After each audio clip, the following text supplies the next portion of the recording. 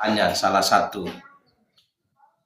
Contoh perbedaannya, Yesus mengajarkan dalam Matius 5 nomor 17 sampai 18. Kata Yesus di dalam Matius itu bahwa hukum Taurat dengan ketentuannya, selama langit dan bumi ini belum lenyap, satu iota pun atau satu titik pun dari hukum Taurat itu tidak dapat ditiadakan. Tetapi dia datang untuk menggenapinya. Jadi Yesus mengajarkan selama langit dan bumi masih ada, hukum Taurat itu tetap berlaku dan tidak dapat ditiadakan. Tetapi menurut Paulus, di dalam Efesus 2 nomor 5, di situ dikatakan oleh Paulus yang menuduh Yesus. Bagaimana tuduhan Paulus? Kata Paulus ya, dengan matinya Yesus sebagai manusia di tiang salib, maka segala hukum Taurat dan ketentuannya telah dibatalkan. Nah, ini kan bertentangan antara Yesus dengan Paulus. Makanya kita mau ikut yang mana? Apakah mau ikut Paulus atau mau ikut Yesus? Karena beda ajarannya. Silakan. Ya, jadi sebenarnya dari Pak Yusuf PI kelihatannya ini ada salah paham dengan pernyataan yang dibuat oleh Tuhan Yesus dalam Matius 5 ayat 17 dan 18. Jadi pernyataan ini bilang gini, jangan kamu menyangka bahwa aku datang meniadakan hukum Taurat atau kitab para nabi. Aku datang bukan untuk meniadakan, melainkan untuk menggenapi. Nah, kalimat menggenapinya ini harus digarisbawahi. Jadi hukum Taurat itu artinya kalau bicara menggenapi berarti hukum Taurat itu tidak sempurna. Itu tidak sempurna. Berarti ada sesuatu yang harus digenapi. Nah, kemudian ayat 18-nya berkata, karena aku berkata kepadamu, sesungguhnya selama belum lenyap langit dan bumi ini, satu iota atau satu titik pun tidak akan ditiadakan dari hukum Taurat sebelum semuanya terjadi. Nah, berarti ada penggenapan sebelum semuanya terjadi. Jadi sebelum semuanya terjadi, maka satu titik, ya, satu titik atau satu iota tidak akan ditiadakan dari hukum Taurat. Nah, itu penggenapannya. Jadi yang dilihat itu adalah titik penggenapannya. Hukum Taurat itu, sifat dari hukum Taurat itu janji. Nah, itu janji. Jadi mungkin Pak Yusuf PI mesti lihat kalimat menggenapi dan sebelum semuanya terjadi. Nah, penggenapannya itu apa? Kalau hukum Taurat itu bersifat simbolik, maka penggenapannya itu bersifat hakikat. Hukum Taurat Itu tertulis di mana, Pak? Oke, di dalam Yohanes 4. Yohanes 4 Nomor ayat 23. Ini perkataan Tuhan Yesus juga. Yohanes pasal 4 ayat 23. menyembah dalam roh. Ya. Ini konsep ibadah. Nah, jadi Jangan dari jangan ayat ke situ 21. dulu, Pak. Yang kita bahas nih masalah ajaran Yesus dengan Paulus gitu. Kalaunya bagaimana Ya, tata cara menyembahnya nanti. bukan menyembahnya, maksudnya gini. Konsepnya, konsep hukum Taurat itu adalah sifatnya itu simbolik. Nah, ritualistik, simbolistik. Sedangkan penggenapannya itu sifatnya hakikat. Itu sifatnya hakikat. Nah, makanya ini ada Terus keterhubungan gitu. Jadi mungkin Yesus mungkin Kristus, mungkin Bapak mungkin Bapak nggak ngerti yang saya tanyakan. Coba perhatikan dulu begini, Pak. Ya. Nih. Coba kita ke Efesus, ya. Efesus ya, 2, Efesus 2 nomor 15 nih. ya, Sebab dengan matinya sebagai manusia, ia telah membatalkan hukum Taurat dengan segala perintah dan ketentuannya untuk menciptakan keduanya menjadi satu manusia baru di dalam dirinya, dan dengan itu mengadakan damai sejahtera. Pertanyaannya begini, Pak, ya. Sebab dengan matinya ia sebagai manusia, kata Paulus, ia di sini kan Yesus, ya, telah membatalkan hukum Taurat dan segala ketentuannya. Yang kita tanya tuh, sejak kapan Yesus pernah membatalkan hukum Taurat dengan cara mati di tiang salib? Ya, jadi hukum Taurat itu kan sifatnya tadi simbolik. Nah, dia sifatnya Yang saya simbol. tanya Yesusnya, Pak. Yang saya tanya Yesusnya kapan pernah membatalkan? Dia ngomong kayak gitu. Kata Yesus, aku batalkan hukum Taurat dengan matinya aku di tiang salib. Yes. Dalam Lukas 16 ayat 16 bilang begini.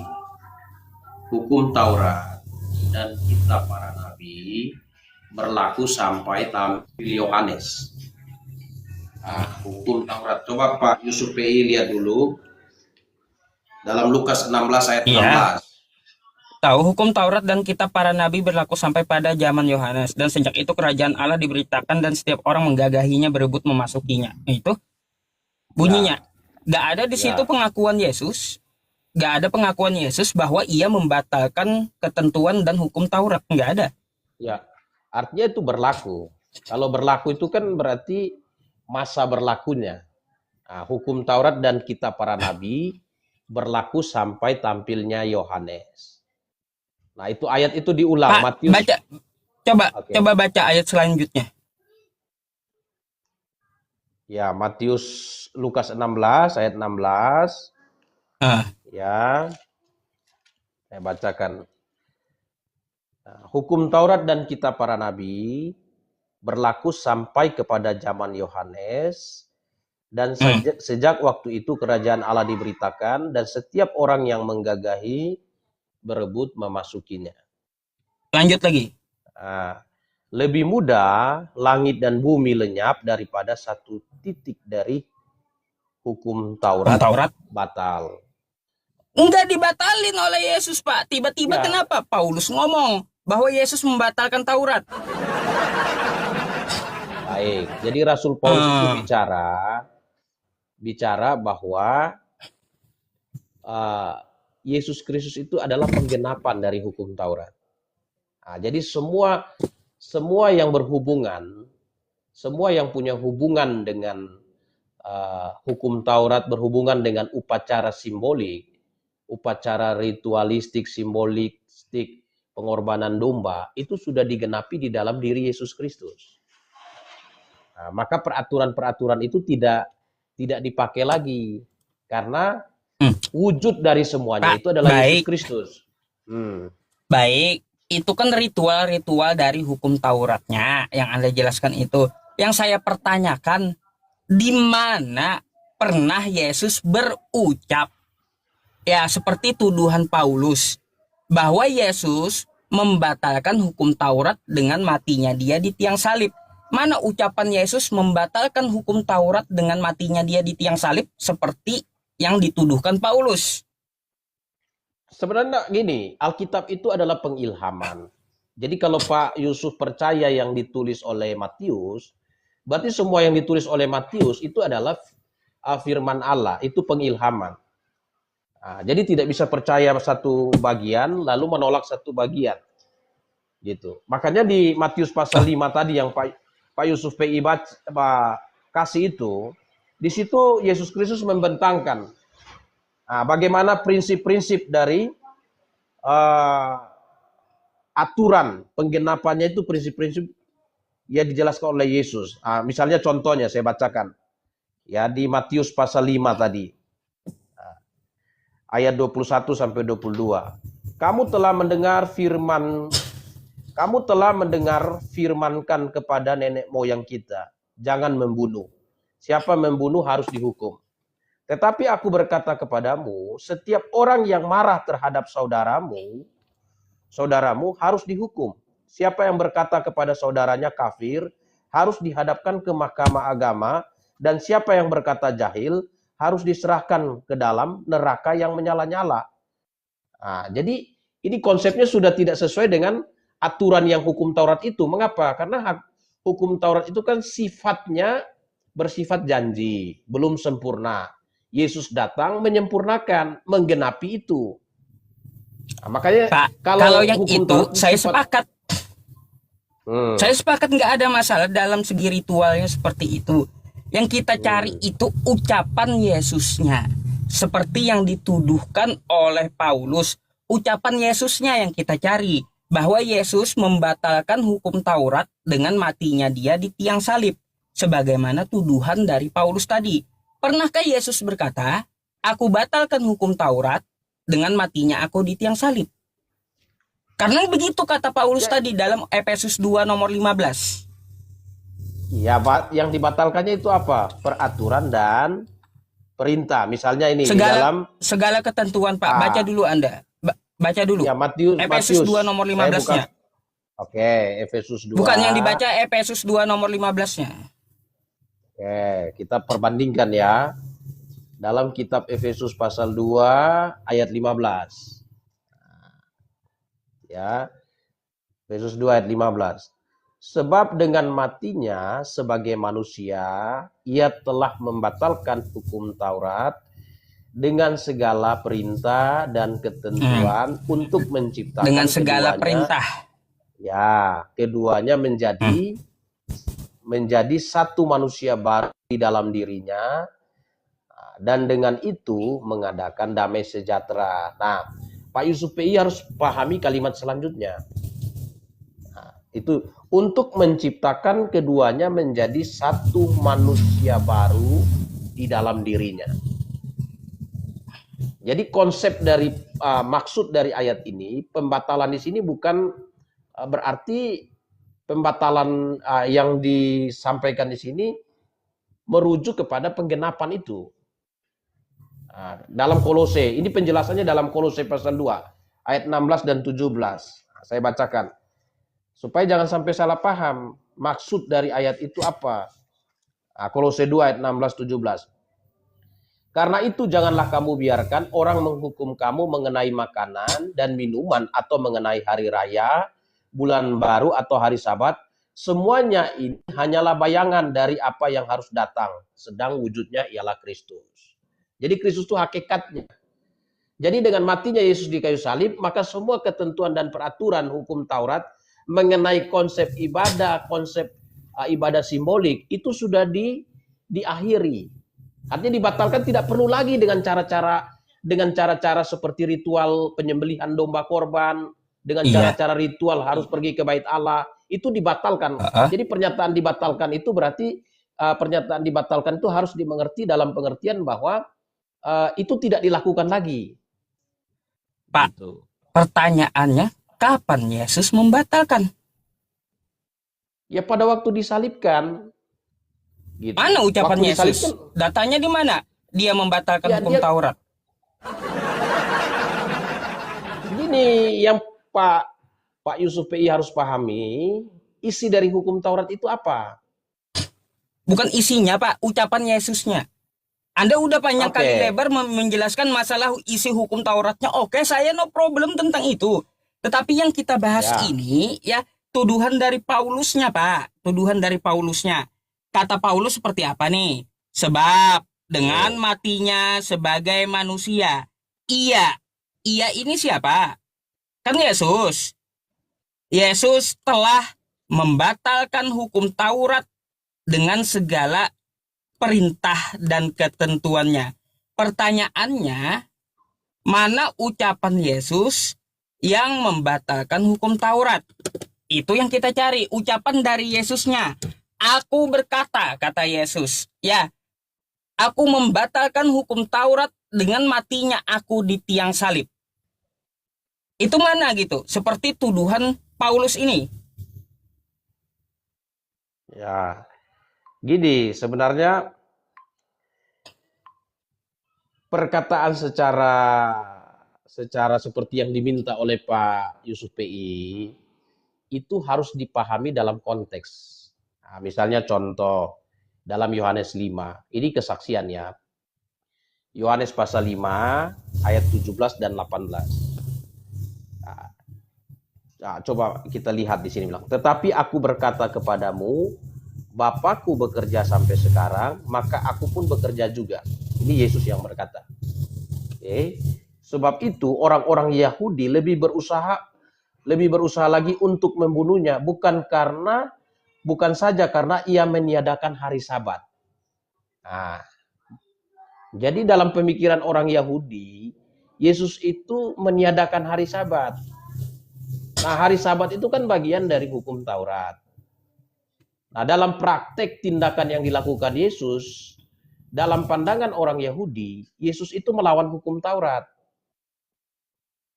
Nah, misalnya hari Sabat harusnya tidak ada aktivitas. Nah, Yesus melakukan aktivitas pada hari Sabat. Gitu. Dalam Injil Matius 12. Matius 12 itu ayat 1 sampai 8. Itu kisah bagaimana Yesus melakukan aktivitas pada hari Sabat. Dan menurut aturan dari ahli-ahli Taurat itu melanggar hukum Taurat. Nah, karena ahli Taurat itu tidak mengerti bahwa Yesus ini adalah penggenapannya. Dia adalah hakikatnya. Gitu, Pak Yusuf PI. Pak, bukan itu yang saya tanya. Ya kan ini... Kalau itu no problem. Lah. Nggak masalah bagi saya, nggak masalah yang seperti itu. Orang mau menuduh Yesus melanggar hukum Taurat, terserah, silahkan. Yang kita cari itu, sekali lagi yang saya ulangi Pak ya, ucapan Yesus, dia yang telah membatalkan Taurat dengan matinya dia di tiang salib, seperti yang dituduhkan oleh Paulus di dalam Efesus 2 nomor 15. Karena di situ kata Paulus apa nih, sekali lagi nih, biar kita ngerti ya bentuk pertanyaannya seperti apa gitu. Dalam Efesus 2 ya nomor 15 kawan-kawan semuanya nih ya, sebab dengan matinya sebagai manusia, ia ini kan Yesus telah membatalkan hukum Taurat dan dengan segala ketentuan dan perintah dan ketentuannya. Nah, yang kita cari itu Pak, mana ucapan Yesus, ia telah membatalkan hukum Taurat dengan segala perintah dan ketentuannya ketika dia mati di tiang salib, sebagaimana yang dikatakan oleh Paulus. Karena di sini kata Paulus, Yesus telah membatalkan hukum Taurat dengan segala perintah dan ketentuannya. Nah, yang kita cari itu adalah ucapan Yesus. Mana ucapan Yesus? Dia membatalkan hukum Taurat dengan cara mati di tiang salib. Ya. Bukan masalah yang lain-lainnya. Ya, ini konsep. Ucapannya yang kita cari. Dalam keyakinan iman Kristen itu, pemahaman tentang iman itu dibangun berdasarkan konsep keseluruhan.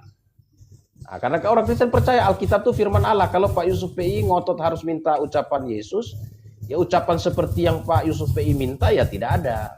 Tapi dari tindakan yang tindakan yang dilakukan oleh Yesus Kristus itu sudah bisa kita pahami. Makanya para ahli Taurat berkata, ya Yesus itu melanggar hukum Taurat, meniadakan hari Sabat. Nah, hari Sabat itu adalah bagian dari hukum Taurat. Pak, kalaunya Anda ngomong tidak ada dari awal tadi, saya nggak akan pusing ke sana kemari gitu loh. Bilang aja nggak ada. Masalahnya Pak, tidak adanya itu bukan berarti Pak Yusuf PI benar. Nah, karena Pak Yusuf PI kan gini, tidak memahami konsep tentang hukum Taurat. Nah sekarang, hukum Taurat itu diberikan pada masa Musa. Ya, hukum Taurat itu diberikan pada masa Musa, bukan pada masa Abraham. Artinya sebelum Abraham tidak ada hukum Taurat. Nah, sebelum Abraham tidak ada hukum Taurat. Abraham kan melahirkan Ishak, Ishak melahirkan Yakub, Yakub melahirkan Lewi, baru kemudian dari Lewi itu lahir Musa. Nah, hukum Taurat diberikan kepada Musa. Nah, menjadi ikatan perjanjian antara Tuhan dengan Israel. Nah, pertanyaan saya, Oke. ya, Pak Yusuf PI pasti tidak paham. Pertanyaan saya, nah Abraham ini hidup di bawah tuntunan apa? Hmm. Kalau kami menyebut Belum ada milah, hukum gitu. Taurat. Di bawah tuntunan apa? Nah, jauh sebelum Memang Abraham itu belum di bawah Taurat dia. Betul. ya, ya makanya janji itu diberikan. Janji itu apa? Janji itu sudah diberikan. Janji penyelamatan itu diberikan secara simbolik dengan pengorbanan domba, ibadah domba Baik. korban. Baik gini Pak. Gitu. Kalaunya kata Anda tadi tidak ada Yesus mengucapkan seperti itu, berarti ini kitab ya karangan Paulus ini salah gitu ya? Gila betul. Nih, sebab dengan matinya sebagai manusia ia membatalkan hukum Taurat. Gak ada Yesus ngomong Bapak jujur gitu loh. Jujur gak ada Yesus ngomong. Berarti ini Paulus ini mengada-ada kan gitu. Makanya saya bilang Pak, mau ikut Paulus atau ikut Yesus sesuai tema gitu. Karena ajarannya berbeda gitu. Anda tuh jujur sendiri. Saya lebih menghormati lawan diskusi saya yang jujur gitu. Saya nggak akan memaksa. Berarti apa? Tulisan Paulus yang ngaco gitu. Sesuai dengan judul, mau kita ikuti Paulus kah? Atau mau kita ikuti Yesus kah? Karena apa? Ajarannya berbeda. Gitu loh Pak.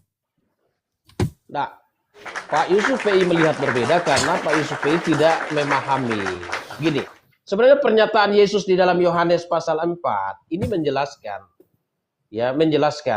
Yohanes pasal 4 ayat 21 sampai 23. Nah, kata Yesus kepadanya, percayalah kepadaku hai perempuan, saatnya akan tiba bahwa kamu akan menyembah Bapa bukan di gunung ini dan bukan juga di Yerusalem. Menyembah. Jadi orang Israel itu pada waktu datang menyembah itu, dia bawa korban. Korbannya itu domba. Nah, itu bawa ke Yerusalem. Korban domba. Nah, kamu menyembah apa yang tidak kamu kenal, kami menyembah apa yang kami kenal, sebab keselamatan datang dari bangsa Yahudi. Tetapi saatnya akan datang dan sudah tiba sekarang, bahwa penyembah-penyembah yang benar akan menyembah Bapa dalam roh dan kebenaran. Sebab Bapa menghendaki penyembah-penyembah demikian. Jadi gini, pernyataan Rasul Paulus dalam Efesus pasal 2 ayat 15 itu menerangkan bahwa yang simbolik, semua upacara simbolik yang berhubungan dengan ritual ibadah, ya penyembelihan domba korban itu sudah diakhiri dengan matinya Kristus di atas kayu salib. Jadi posisi Yesus itu adalah hakikat dari domba yang disimbolkan. Jadi tidak perlu lagi ada penyembelihan anak domba karena Yesus sudah menggantikan itu. Tidak perlu lagi bawa korban ke Yerusalem. Nah, itu sudah dibatalkan, stop sudah, tidak perlu lagi bawa. Batalkan konsep yang demikian karena sudah hakikatnya sudah datang, yaitu Yesus Kristus. Gitu. Jadi ya saya hormati Pak, itu doktrin Anda saya hormati kayak gitu. Ya, cuma kan kita sudah tahu bahwa tidak ada ucapan Yesus membatalkan hukum Taurat seperti yang dikatakan oleh Paulus gitu. Gak ada. Nah, kan sebenarnya tadi saya udah kasih contoh. Saya sudah kasih contoh Pak Yusuf PI. Itu doktrinnya. Salah satu contoh yang saya kasih ke Pak Yusuf PI itu mengenai hari Sabat. Hari Sabat itu kan hukum Taurat. Tapi Yesus melakukan aktivitas pada waktu hari Sabat. Berarti hari Sabat yang dijaga, dipelihara oleh orang Yahudi sebagai salah satu hukum di dalam hukum Taurat. Ternyata dalam prakteknya mereka melihat bahwa Yesus Kristus melanggar hari Sabat. Karena mereka tidak mengerti bahwa kehadiran Yesus Kristus dia adalah penggenapan dari hukum Taurat itu. Nah, tapi saya tidak bisa paksa Pak Yusuf PI di poin ini. Ya, saya juga nggak akan bahas lagi juga gitu. Karena apa? Karena Anda udah ngomong nggak ada, ya udah sepakat kita gitu. Udah itu aja, berarti salah nih Paulus nih. Ya kalau dibilang salah saya tidak setuju karena perspektifnya Pak Yusuf PI minta pernyataan secara eksplisit. Nah, tetapi kita lihat ada tindakan yang eksplisit menyatakan bahwa kehadiran Yesus itu menggenapi hukum Taurat. Matius 5 itu sendiri kan jelas. Bagaimana Yesus menerangkan. Nah, hukum Taurat berkata begini, aku berkata kepadamu, seperti tadi saya baca, hukum Taurat menyatakan membunuh itu dosa. Tapi Yesus berkata, aku berkata kepadamu, kamu marah terhadap saudaramu, itu sudah dihitung masuk dalam paket membumbun itu tadi. Gitu. Oke. Jadi ini harus Ya, dipahami. saya close itu ya, kasus ditutup tentang masalah Yes. Taurat. Kira-kira nih, apakah ada pertanyaan dari Anda? Soalnya yang di bawah juga antri gitu loh, Pak. Oke, sekarang saya mau tanya. Karena tadi Pak tanya tentang Kristen, saya mau tanya tentang Islam. Boleh toh? Ya, silakan. Oke. Saya mau tanya di surah Ali Imran 84 ayat 84. Saya bisa Pak Yusuf. Kalau saya bacakan bahasa Indonesianya, boleh? Jadi katakanlah Muhammad, kami beriman kepada Allah dan kepada apa yang diturunkan kepada kami dan yang diturunkan kepada Ibrahim, Ismail, Ishak, Yakub dan anak cucunya, dan apa yang diberikan kepada Musa, Isa dan para nabi dari Tuhan mereka. Kami tidak membeda-bedakan seorang pun di antara mereka dan hanya kepada mereka kami berserah. Pertanyaan saya gini. Pertanyaannya? Kami beriman kepada Allah dan kepada apa yang diturunkan kepada kami, yang diturunkan kepada Ibrahim. Oke, Ibrahim, lalu ada Yakub, ya, lalu ada Musa. Oke. Nah, teman-teman Muslim, kata Allah itu alif lam lam ha, dalam konsep teman-teman Muslim, saya tanya dulu, apakah benar itu nama atau sebutan? Nama, oke. Nah, sedangkan kalau kita lihat Abraham, Ishak dan Yakub, mereka ini kan orang Ibrani. Musa misalnya. Musa itu menyebut nama Tuhan dengan sebutan Yod-He Vav-He. Bukan namanya bukan Allah. Nah, bagaimana Pak Yusuf PI menjelaskan keterhubungan ayat surah Ali Imran 84 ini dengan konteks histori maupun keberadaan yang sesungguhnya dari Musa, Yakub, Abraham tentang nama Tuhan. Oke, baik. Perhatikan ya Pak ya, saya jawab dulu. Ya, silakan. Anda silakan buka Quran surah Ibrahim ke ayat 4. Ya, apa bunyinya? Alladzina yastahibbuna al-hayatad dunya 'alal akhirati wa yasudduna an sabilih. Ya, di sini dikatakan ayat 4 bukan ini. Nih, wa ma arsalna mir rasulin illa bilisani qaumihi liyubayyina lahum. Kami tidak mengutus seorang rasul pun melainkan dengan bahasa kaumnya agar ia dapat memberi penjelasan dengan terang kepada mereka. Jadi, kalau penyebutan bahasa ya, itu para nabi menyebut Tuhannya dengan bahasa mereka. Kalau Nabi Musa berbahasa Ibrani, mereka menyebut Tuhannya atau Nabi Musa menyebut Tuhannya dengan sebutan apa? Silakan selain Allah. Atau Yesus menyebut Tuhannya dengan sebutan apa? Silakan gitu. Nah, terus di dalam Arab kita mengenalnya nama Tuhan karena ada pengakuannya adalah Allah di zaman Nabi Muhammad gitu. Jadi kalaunya para nabi ada yang berbahasa Aramaik, ada yang berbahasa Ibrani, lalu mereka beda menyebut nama Tuhan, itu no problem. Karena apa?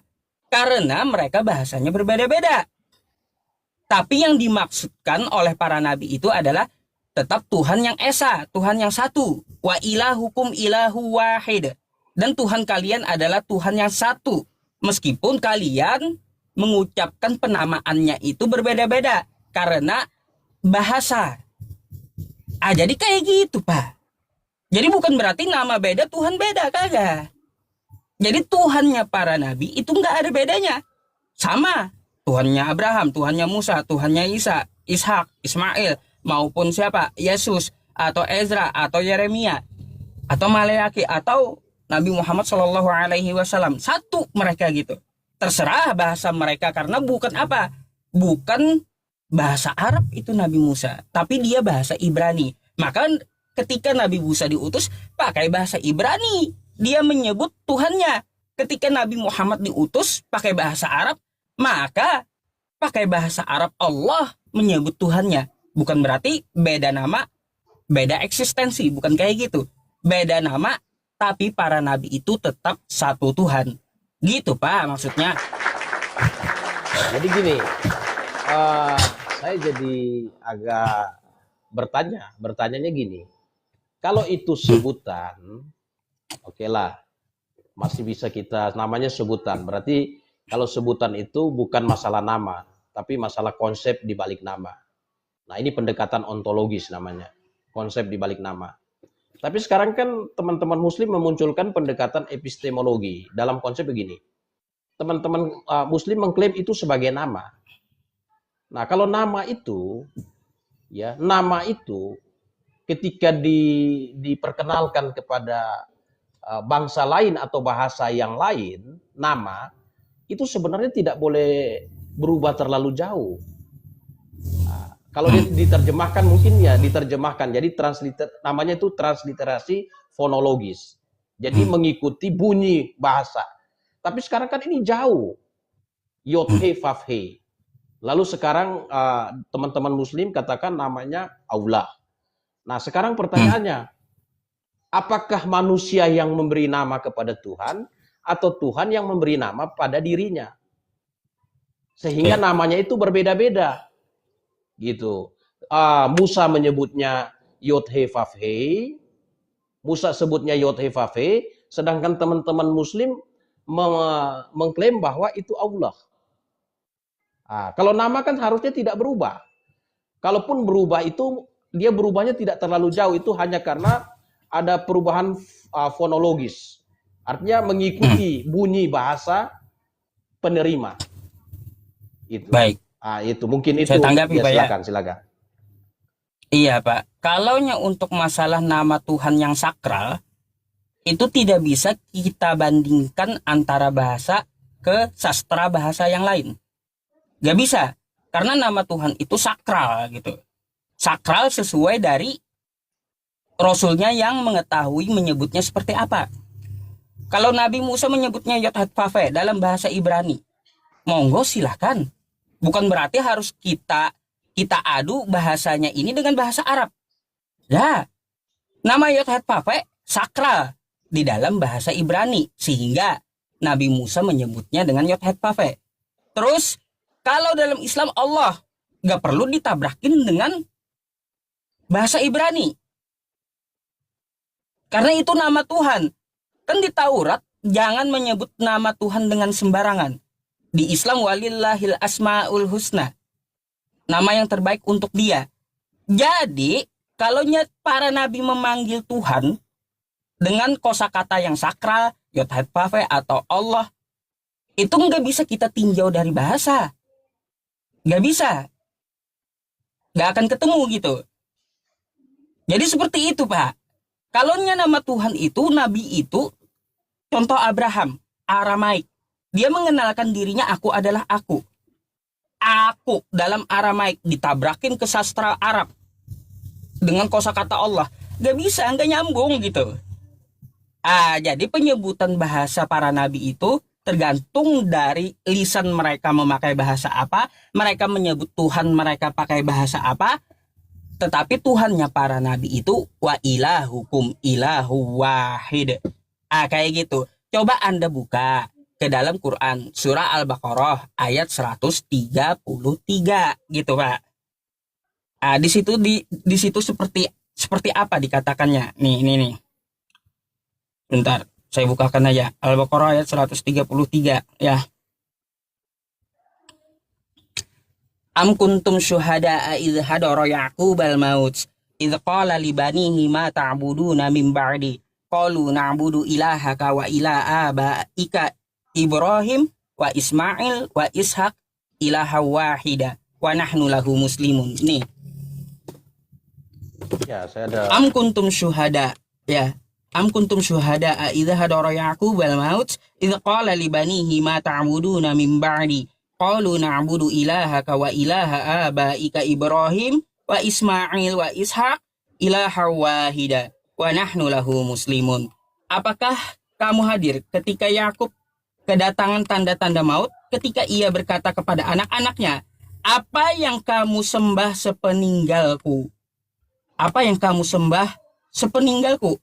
Mereka menjawab, kami akan menyembah Tuhanmu dan Tuhan nenek moyangmu. Tuhannya Ibrahim, Tuhannya Ismail, Tuhannya Ishak, yaitu Tuhan yang Maha Esa. Dan kami hanya tunduk patuh kepadanya. Jadi kalau penyebutan nama yang sakral dari para rasulnya itu, terserah Pak.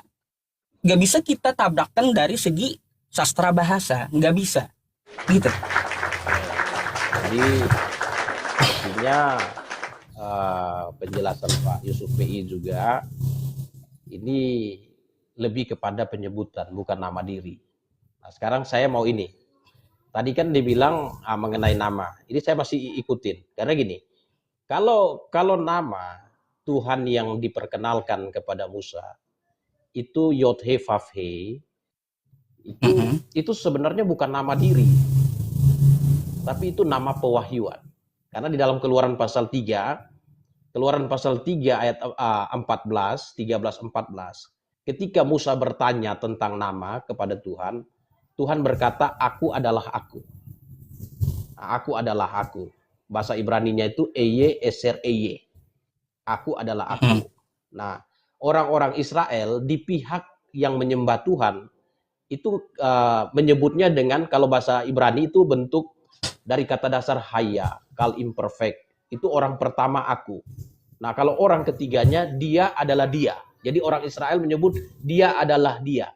Jadi Yihye, Eser, Yihye. Jadi Yod He Vav He. Jadi akhirnya orang Israel menyebutnya itu sebagai nama diri. Tapi Tuhan itu memperkenalkan nama pewahyuan. Aku adalah aku.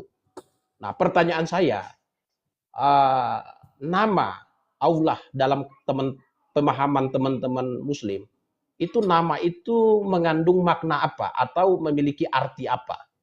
Silakan. Baik, Allah ya Allah Pak, sebuah nama. Sama kayak nama saya Yusuf, ya Yusuf gitu. Sebuah nama.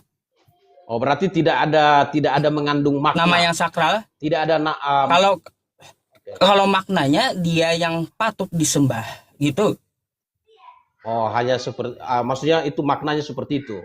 Nah, kalau orang berarti kan beda kan? Berarti ada perbedaan karena Yod He Vav He itu bukan nama diri sebenarnya. Itu nama pewahyuan. Nama disebut nama diri karena orang Israel. Orang Israel menyebut nama Tuhannya, dia adalah dia. Yihye Eser Yihye. Jadi akhirnya disingkat jadi Yod He Vav He. Oke. Itu penyebutan nggak no problem Pak. Kalau saya nggak membahas itu. Ya itu hanya terkendala masalah pembahasan aja menurut saya gitu. Oke, berarti masalah nama nggak ada persoalan ya? Karena kan sekarang ada yang mempersoalkan masalah itu. Nggak pernah masalah itu. Okay. Karena apa? Mempunyai syariat masing-masing. Likulin ja'alna minhuma syir'ata wa min hadza. Kan kayak gitu. Oke. Nah, saya mungkin close apa? Kalau saya tidak bertanya lagi, tapi kalau Pak Yusuf ini izinkan saya closing statement dulu dari silakan. Ya, jadi closing statement saya gini. Sebenarnya tema di atas itu berupaya untuk memisahkan. Pak Yusuf ingin memisahkan, saya paham karena memang karena Pak Yusuf seorang Muslim, jadi tidak bisa menghubungkan antara apa yang diajarkan Yesus dengan apa yang diajarkan Rasul Paulus. Jadi Rasul Paulus itu menerangkan semuanya. Nah, legitimasi ajaran Rasul Paulus itu dilegitimasi oleh Rasul yang lain, oleh Rasul Petrus misalnya dalam 2 Petrus 3 ayat 15-16. Jadi apa yang diajarkan Paulus bukan mengajarkan sesuatu yang bertentangan dengan Yesus Kristus. Rasul Paulus itu menerangkan posisi pengajaran yang disampaikan oleh Yesus Kristus mengenai tadi Taurat misalnya. Yesus Kristus dituduh oleh ahli Taurat meniadakan hari Sabat karena tidak memahami. Nah, itu. Jadi mungkin itu saja. Saya pikir mungkin hanya Baik. karena apa ya? Ya tidak melakukan Terima kasih, disiplin. Pak. Oke. Disiplin ilmu teologi. Terima yang kasih mengenai atas Kekristenan. diskusinya. Ya, makasih, Pak. Terima kasih untuk Oke, kesempatan. terima kasih Pak ya Pak Suat ya atas diskusinya. Thank you. Oke, boleh kita naikkan teman yang lain yang antri Silakan, ya, silakan, boleh? Pak. Makasih, makasih. Oke. Terima kasih sama-sama Pak. Selamat malam. Malam, selamat. Gak apa-apa.